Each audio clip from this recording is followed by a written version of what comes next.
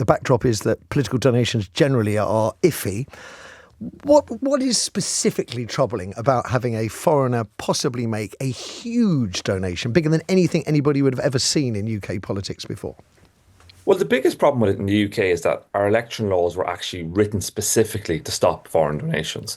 That was basically an explicit idea when we created these laws. So if people who don't want to change them and think they're okay, surely we should be at least honouring the spirit of which they were written, which is to stop foreign donations. So we've got quite strict laws on foreign donations. It's supposed really to be impossible. But what has happened, and what Elon Musk potentially is going to take advantage of, is this loophole has opened up around companies donating. And the only reason companies can donate is because back in the day, and it was really just the Conservatives, when we didn't have any transparency on donations, the Conservatives got a lot of money from companies, often big companies.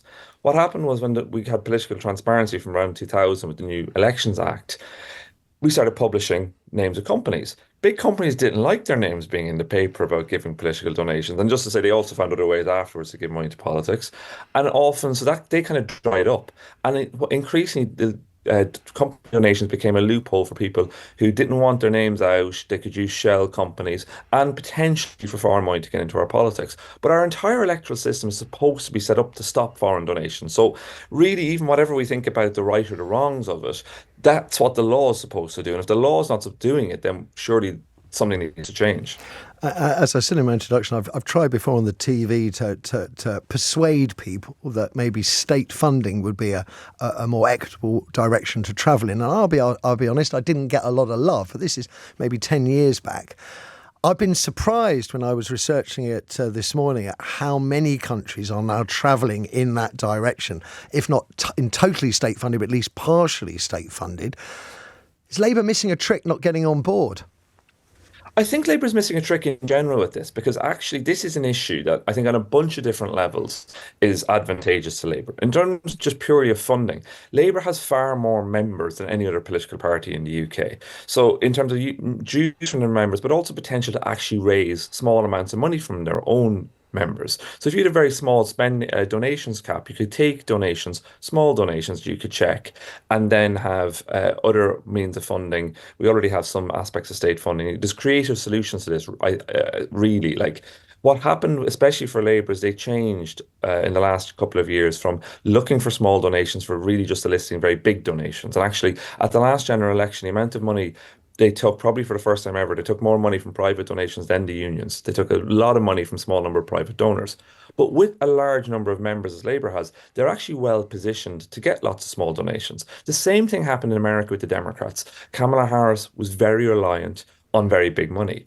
Barack Obama, back in 2008 and in 2012, he took huge amounts of small donations. So there is the potential to mobilise people. And actually, I think that would make it more attractive for people to try and engage with ordinary voters rather than just looking for big money. Is the problem, he says, trying to maybe oversimplify it, that Labour has a long association with the trade unions, where the party originated from, so that's their deal.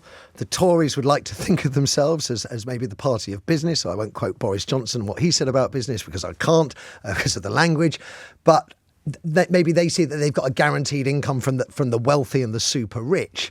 It's not in the interests of either of those two main parties to fundamentally reform the system. In some ways, it's even simpler than that, Matthew. I remember when I was researching my last book, talking to one MP who said, look, we know the system's broken, but we all think it works for us. And I think that's exactly how it is. Gosh, that is a really cynical response, and I'm very glad you shared it. Peter, look after yourself. Have a wonderful Christmas. I'm going to go straight now to the former leader of UKIP. I think it was 2017 to 2018, chair of the Primrose League as well, Henry Bolton. Good morning to you, Henry. Good morning. Lovely to see you. And can I say, first of all, what a delight to see a Christmas tree with coloured lights flashing in the background. That's the way to do it, Thank sir. you. I'm actually visiting family, so yes. They've got good taste. They've got good taste. Now, Happy Christmas. And to you too, sir, and to you too. Where are you on getting a foreigner, a South African American, to give 100 million to a political party? Is that good for British democracy? No, I don't think it is. Wow, I you wasn't might expecting have- that, Henry. Okay, you've got my attention, sir. I did guess that you might not be expecting that. No, I don't, and it's not because it's a South African foreigner, a billionaire. It's the principle of it. I think is wrong. Look, but let's focus on this particular case, if we may, for the moment, because we're talking about Reform UK, and there are two principles that I'm applying here. Is it possible that British politics, politicians, political parties, and therefore policies and potentially governance decisions are influenced by people who don't even have the right to vote in British elections? Now, I think is there a possibility that can happen? I think the answer is yes. And if we look at Reform, I don't think they've been particularly clever about this. They've got two people, Nick Candy and Zia Youssef, who have donated to the party, and they are now holding senior offices in that party without an election within the party to appoint them as such, really. So they have effectively bought influence in a political party that might be in government in the next general election. Yeah. And I think that's questionable. They're British citizens, but if we're talking about foreign nationals, foreign citizens, then we've got foreign interests then buying influence in British politics and British decision making, which I think is a problem. Now, there is the argument, well, he could donate through Twitter or X, which is registered in the UK. Well, he actually legally could. Yes. But Huawei, the Chinese state-owned company, is registered in the UK. So are we now saying that the Chinese state is able to donate to a political party to the tune of £100 million or more? Great point. What's the limit? Great point. So I think there are serious issues here. And there is, I think the answer to this is a cap on individual and corporate spending. Now, that's been proposed. It was proposed in 2023, but the then government, the Conservative government, then closed that off. They stopped that attempt in They Parliament. got bought off. No, that's a joke. That's a joke. Well, that's the thing. So have you got political decision making being influenced by donors? Absolutely. So that move to cap donations from foreign national interests was actually, so it was supported by the then chair of the Parliamentary Security and Intelligence Committee, and by the former Director General of one of the former Director Generals of MI5.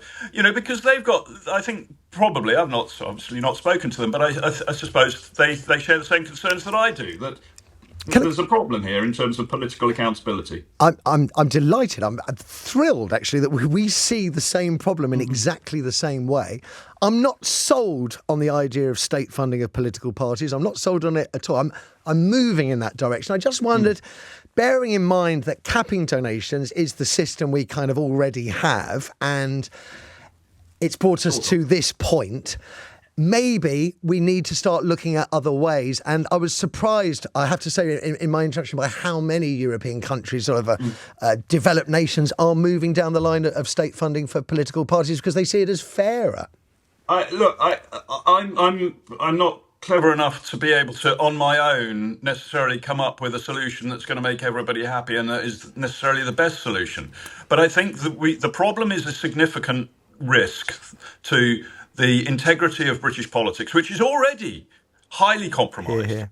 And so we certainly don't want to go down further down that road. And I do hear from various people in Reform, well, look, the Conservatives have taken donations from, indirectly, and so do Labour. Everybody does it, so why can't we? Well, we're now talking a scale of magnitude that is unbelievably more than anybody else has donated.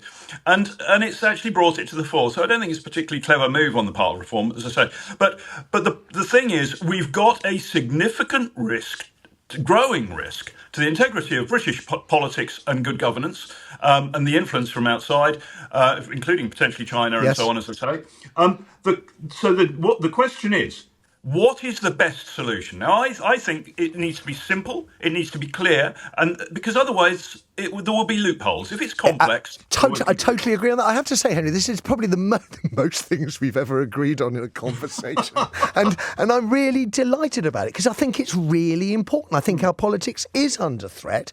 And I think what you said about the warnings that you've got to watch out for loopholes. And like you, I'm not sure I know... I can present a better system, but I am deeply concerned about the direction we're going in. And I have to say, secretly delighted, Henry Bolton, as a former leader of UKIP, that you share those concerns.